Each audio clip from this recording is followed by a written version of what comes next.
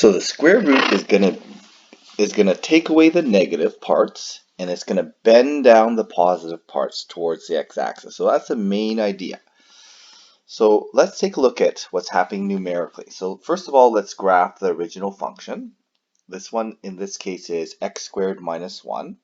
So in this case we have a quadratic function as our original function.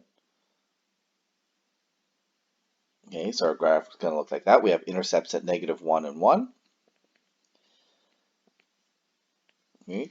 And so what's going to happen to this graph? Well, what we should expect for the square root transformation. So when we apply square root on top of that, we're going to have to get rid of this part of the graph because these y values cannot be square rooted. They're negative. Okay, and then we should expect the positive parts to get bent down. If we look numerically at this graph, okay, so any parts here, so we have our zeros, kind of our boundary points. Okay, when x is -1 and +1, we have our 0.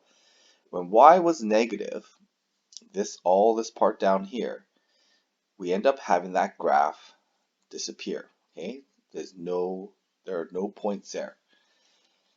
So what ends up happening then, for the other points, the y points get square rooted. So we get the square root of 3 goes to 1.73. The square root of 8 goes to 2.83. Same with these points here.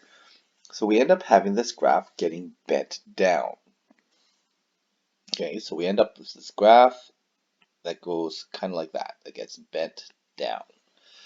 Okay, so we get this kind of wing shape on this graph. So all the points that are below the x-axis, these points disappear. Okay? These points are no longer part of the domain. Okay, so they disappear because they are not.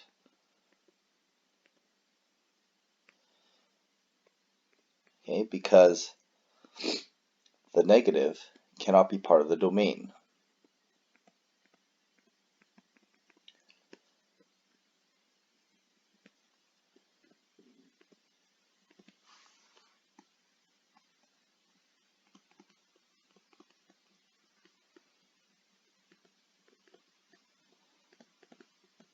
Okay, so we can't be part of the domain with the square root.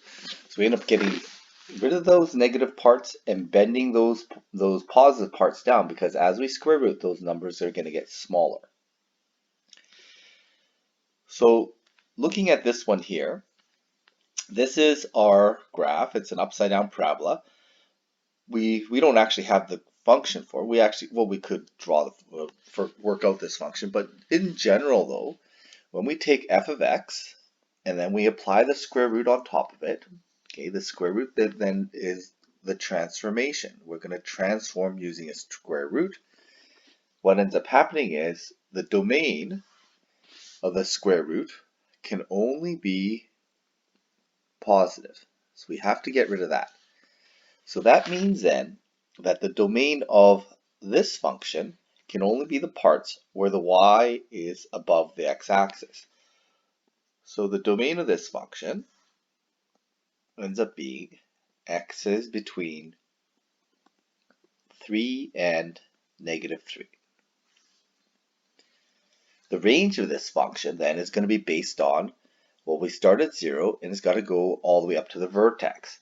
But the vertex is being pushed down because all the positive parts get bent down.